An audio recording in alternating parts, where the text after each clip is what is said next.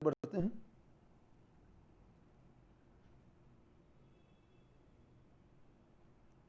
यहां देखिए,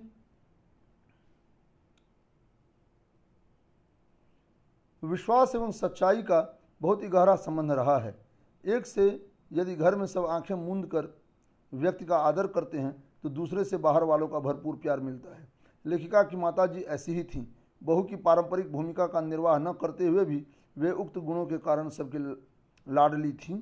फलतः बाहर वालों का सम्मान अनायास ही मिलता रहता था। आपको याद होगा, यह प्रकरण मैंने पीछे भी कहा है, जहाँ फिर से बताने की इसलिए ज़रूरत आन पड़ी है क्योंकि ये इस पाठ का बहुत ही गहरा बिंदु है, बहुत ही महत्वपूर्ण बिंदु है। लिहाजा आपको बता दूं मैं,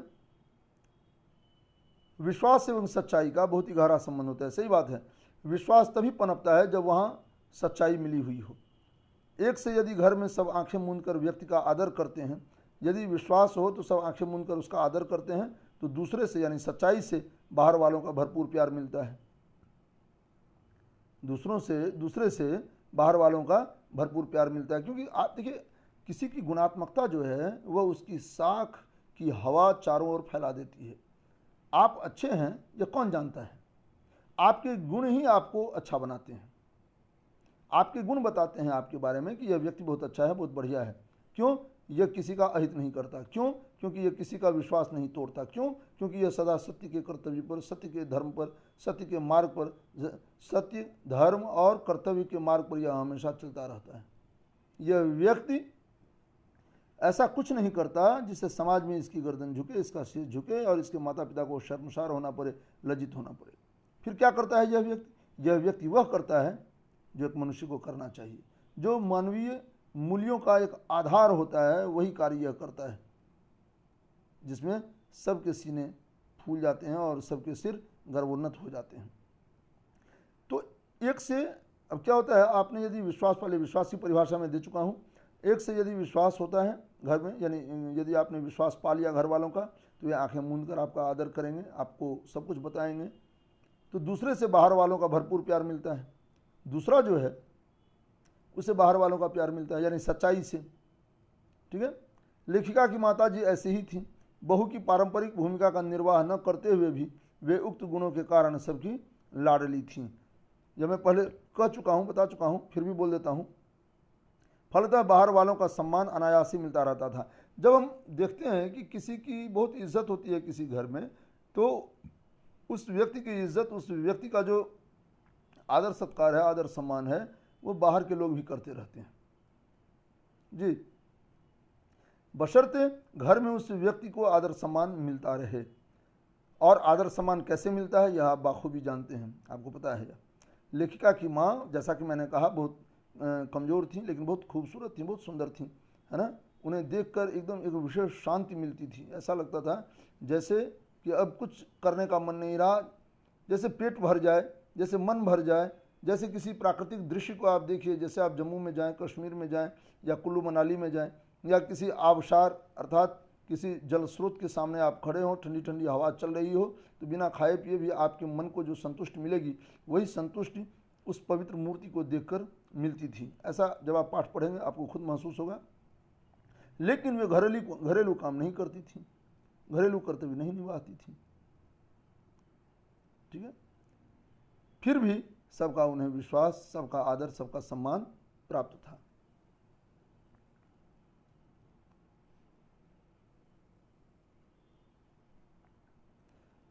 कई प्रकारों की शर्तों में बंधे होने के बाद भी व्यक्ति की निजता अक्षुण्ण रहे तो समझो वह पूर्ण स्वतंत्र है।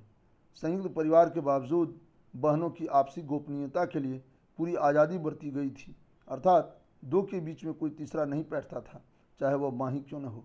यह एक नई बात निकलती है।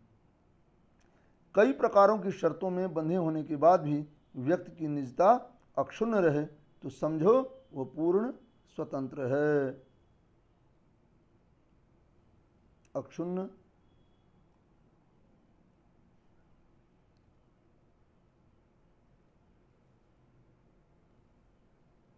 गोपनीयता,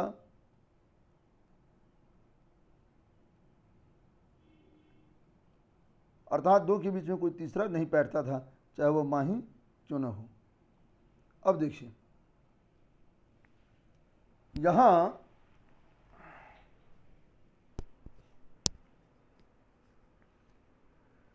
कई प्रकारों की शर्तों में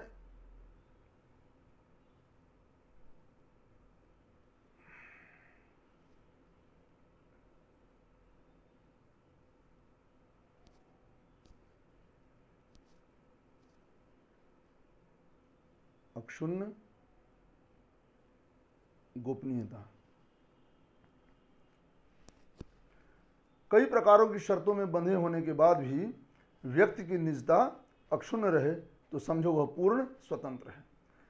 अब देखिए ये क्या मतलब हुआ, शर्तें कई सारी हैं। शर्त का मतलब क्या होता है, जीवन जीने के लिए कुछ कठोर तत्व अपनाए जाते हैं, कुछ कठोर बिंदु अपनाए जाते हैं।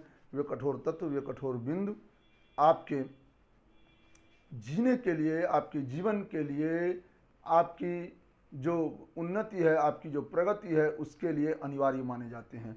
ऐसे ही तत्वों को हम शर्त बोलते हैं। शर्त जी।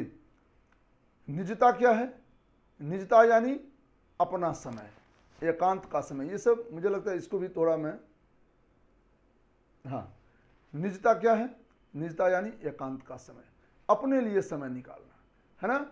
आप कुछ भी करें उसमें कोई रोक टोक न सके, किसी की रोक टोक वहाँ न हो। आप जो भी करें, जिस तरह भी करें, वह आप अपने ढंग से करें। ये निजता यानी अपने लिए निकाला गया क्षण, अपने लिए निकाला गया एकांत, आपकी व्यक्तिगत बातों का जो समय है वह, है ना। निजता यानी आपसे जुड़ा हुआ, सिर्फ और सिर्फ आपसे जुड़ा हुआ। जाहिर है उसके लिए आपको कुछ समय चाहिए, इसलिए मैंने समय का नाम लिया। निजता अक्षुण्ण रहे का क्या मतलब होता है, निजता अक्षुण्ण रहे अर्थात आप अपने मन के हिसाब से, अक्षुण्ण का मतलब होता है कायम रहना, है ना। क्षुण्ण मतलब टूटना, फूटना, भंग होना, और यानी नहीं, ठीक है। अक्षुण्ण यानी जो न टूटे, न फूटे, न अलग हो, जो अपना स्वरूप न बदले, ठीक। तो निजता अक्षुण्ण रहे अर्थात आप अपने लिए जो समय चाहते हैं उसमें किसी की दखल न हो, उस पर किसी का अंकुश न हो, उस पर किसी की दखलंदाजी न हो, उस पर किसी का दखल न हो, उस पर किसी का अधिकार न हो, ठीक है। वह सिर्फ और सिर्फ आपके लिए समय हो, उसमें किसी की पैठ न हो, किसी का दखल न हो, ठीक। तो वह जो क्षण होगा वह आपका अपना होगा, उसमें आप सोचेंगे, विचारेंगे, समझेंगे कि मुझे क्या करना है, ठीक है। अपने बारे में आपको सोचना है कि मैं क्या कर सकता हूं, मेरा कर्तव्य क्या है, और मैं समाज के लिए, देश के लिए, सबके लिए क्या करने लायक हूं। यदि आपने अपनी निजता, अपना एकांत, अपना समय और अपने बारे में अपनी सोच कायम रखी यानी अक्षुण्ण रखी, तो समझिए आप पूर्ण स्वतंत्र हैं। सबसे ज़्यादा जो गुलाम होता है वह अपना समय ही खो देता है, वह अपने मन का अधिकार खो देता है।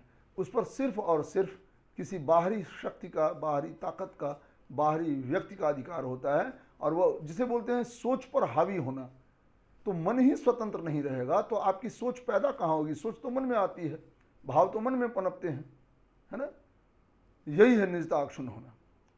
ये वो निजता यदि अक्षुण्ण रहेगी, है ना, आपका एकांत आपको मिलता रहेगा, आपको अपने लिए थोड़ा समय मिलता रहेगा, तो समझिए आप स्वतंत्र हैं, आप मुक्त हैं, वही पूर्ण स्वतंत्र है। संयुक्त परिवार के बावजूद बहनों की आपसी गोपनीयता के लिए पूरी आज़ादी बरती गई थी। वह संयुक्त लेखिका जहाँ रहती थी, चार बहनें थीं और 2 भाई थे, है ना, इतने सारे 6-7 करीब। सो ये खुद थे, हाँ, लेखिका और लेखिका के भाई बहन ये थे, माता पिता थे, और घर के बहुत सारे लोग थे, मतलब पूरा दादा दादी ये लोग सारे के सारे थे। पूरी तरह से संयुक्त परिवार का जो एक रूप होता है वो वहाँ खिला हुआ था, बना हुआ था।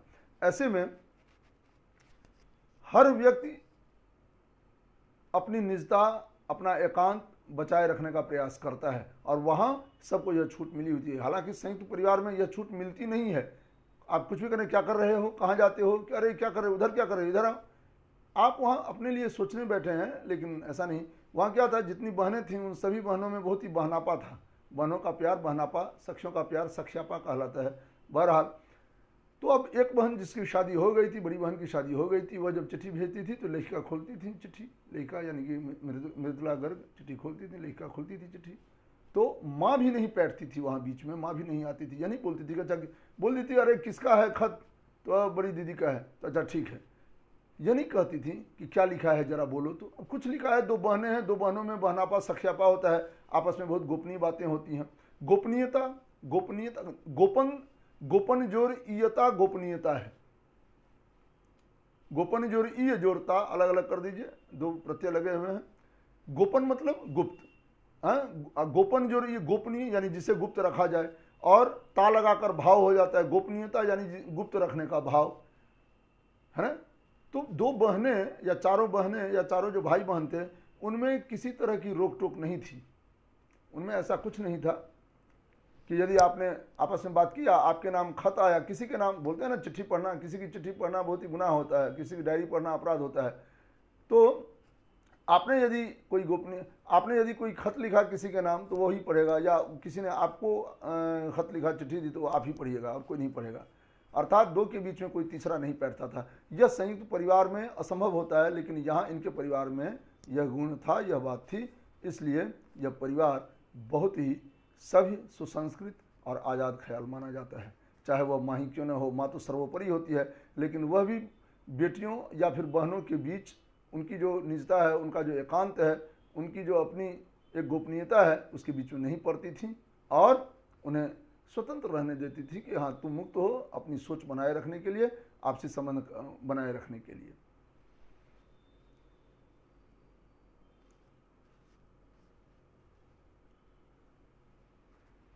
तो बच्चों, आपने देखा ये जितने भी थे सारे के सारे जो स्लाइड थे वो मैंने आपको दिखाए, बताए। और अब इसी पाठ में एक सप्ताह की और ज़रूरत है, कम से कम एक सप्ताह और, यानी 3 दृश्यांश और बनेंगे। तब तक के लिए आप घर में रहें, सुरक्षित रहें और महफूज रहें हर तरह से। धन्यवाद। जय हिंद।